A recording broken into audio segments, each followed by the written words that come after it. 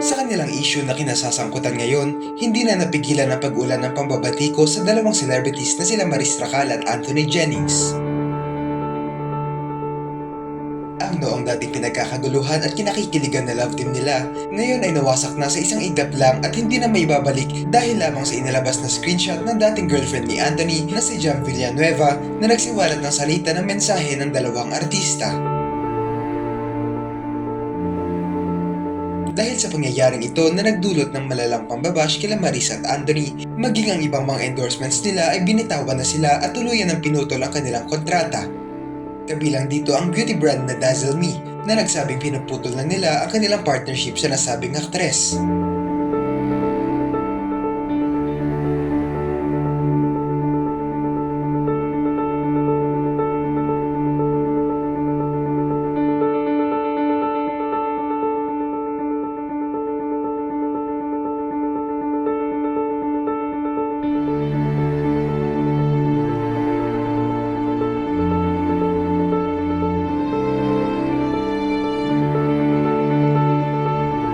Sa patuloy na paglala ng pambabash sa kanila, naglabas na ng statement ang dalawa.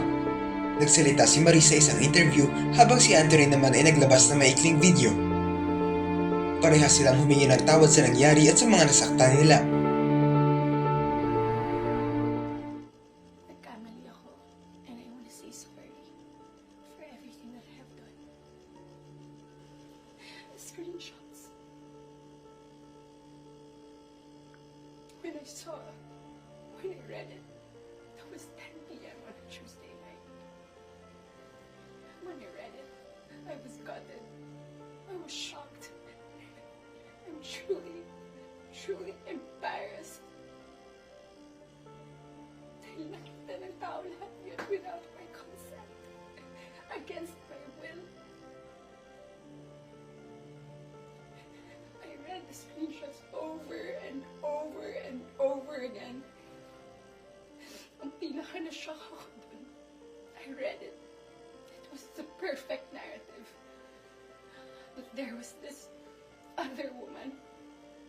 That there was this apologetic boyfriend. And the avoidant boyfriend towards the other woman. And the scorned woman. That's the narrative. That's her side of the story. And there's nothing wrong with that. But this is my side. This is my side. And Sa lahat ho ng mga nangyari nung nakaraang araw, sa lahat ho ng mga taong nasaktan ko, especially po si Maris at si Jam, humihingi ho ako ng tawad sa dalawang babae. And sa mga lahat po ng mga nadamay ko din po. Yun lang po. Sorry po. Sa ginawa nilang ito, may mga hindi napigilang maawa sa kanilang kalagayan, lalo na kay Maris na ayon sa kanya ay naniwalang single si Anthony kaya nagawa ang bagay na ito. Pero marami ang hindi naniwala sa sinabi nilang ito, lalo pat hindi tugma ang screenshot na inalabas ng girlfriend ni Anthony sa kung ano ang sinabi ni Maris. I was working every day. At sa lahat ng trabaho na yun, kasama ko si Anthony. Aaminin ko, sa araw-araw na pagtatrabaho namin, nahulog din yung loob ko. He would be very sweet to me. He would be such a gentleman to me. He would say things to me. He would tease me on the set in front of other people. He would tell all the people who were close to me that he was single. So, I was confident to act a certain way around him on the set. Because in the eyes of the people there, we were both single.